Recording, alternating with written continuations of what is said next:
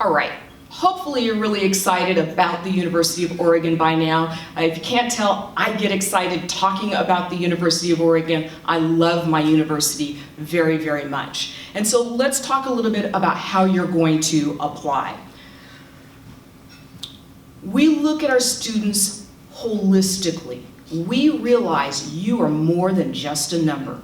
You are more than just a GPA. What is it that we look at? Yes, we do look at your GPA, but we also look at grade trends. So freshman year, did you start out down here and maybe work your way into rock star status by your junior, senior year? Or maybe your trend looked kind of like that, up and down, or maybe you've been a rock star for all 3 or 4 years. Those are grade trends. We also look at the rigor of the courses that you are taking. If your school offers AP, IB, honors courses, are you at least trying to take some of those? We look at your senior schedule. Have you been a rock star for 3 years? You take all those hard classes, you worked really, really hard, and your GPA is sky high, and senior year you decide, I'm gonna kick back and relax. I'm gonna take some gym classes, I'm gonna take some art classes, or maybe I'm just gonna take 1 or 2 classes. Don't do it. You've gotta keep your foot on the pedal. Keep the gas going and finish really strong. Activities, work, volunteering. What are the activities that you're doing outside of the classroom?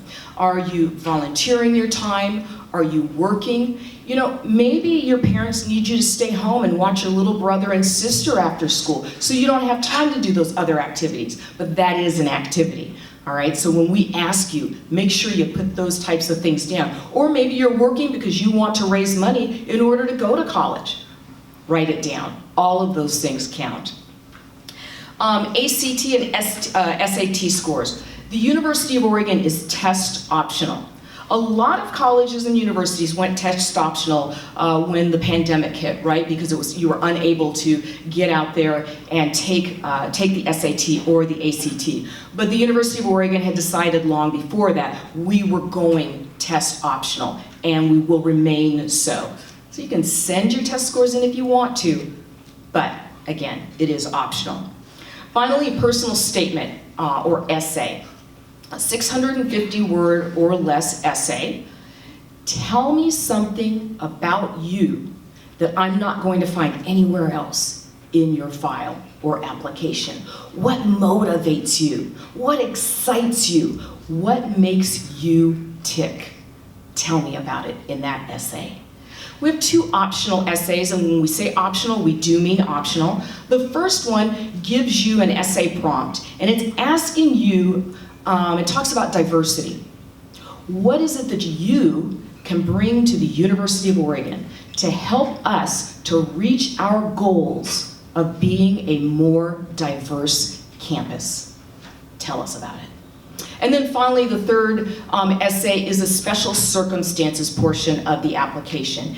Is there something in your file that maybe you had a hiccup your sophomore year and your grades maybe took a nosedive or something like that? Maybe there was a reason behind that. Tell us about it. Maybe you have ADD, ADHD, dyslexia, and that has affected your learning. Tell us about it in that essay.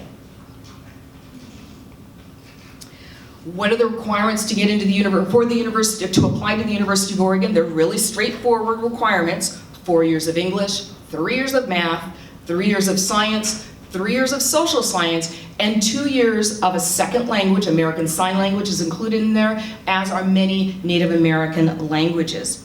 If you are, and you need a C- or better in all of those areas. If you're deficient in any of those areas, be sure to call and talk to one of our admissions counselors about what that looks like, all right, and what happens in case you're missing something like that.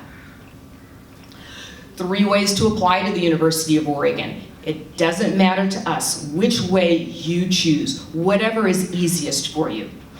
We know the common application. If you're applying to 10 different schools, You don't want to fill out 10 different applications, right? You go into the common application, you put all your information in, and then your information goes over to each of those different applications.